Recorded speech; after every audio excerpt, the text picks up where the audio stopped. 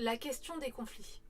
Grande question. En tant qu'adulte, on a tendance à minimiser les conflits des enfants. On laisse un peu couler et on n'y prête pas trop attention. Sauf que même si la situation nous paraît pas importante, pour l'enfant, c'est un cas d'extrême urgence. Il a besoin à ce moment-là d'être écouté et de pouvoir exprimer ce qu'il ressent en fait. Les conflits qui nous paraissent insignifiants, en fait ça provoque à chaque fois des petites cassures chez les individus et ça nuit aussi à son développement, au fait d'être dans de bonnes conditions pour pouvoir apprendre. Si on a un conflit qui est dans notre tête, on n'est pas disponible pour les autres choses qui sont prévues dans la journée. Donc un conflit, même s'il nous paraît insignifiant, c'est important de prendre le temps de le régler. Parmi les écoles que j'ai été visiter, la résolution de conflits, elle a été imaginée de façon différente. Je vais citer 2-3 exemples et je pense que dans d'autres vidéos, j'irai plus en profondeur pour expliquer vraiment comment ça fonctionne. Dans les écoles démocratiques, on trouve souvent les cercles de justice ou conseils de justice. C'est une instance qui est animée par les membres de l'école, jeunes ou adultes, et l'idée c'est de discuter de la situation de conflit, de trouver ensemble des solutions, et ça se fait sans jugement, avec bienveillance. Ensuite, on a aussi la médiation. Donc ça se passe plutôt en petit comité, donc avec les personnes concernées par le conflit,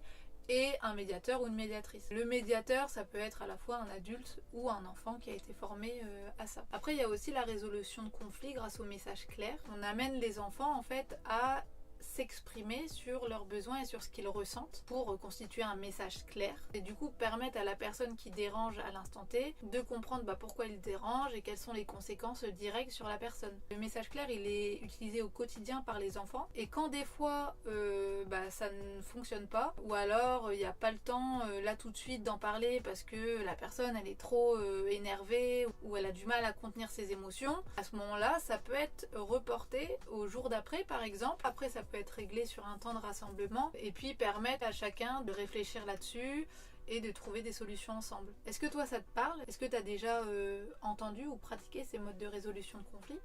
Et est-ce que tu en connais d'autres aussi? Ce serait intéressant de partager ça.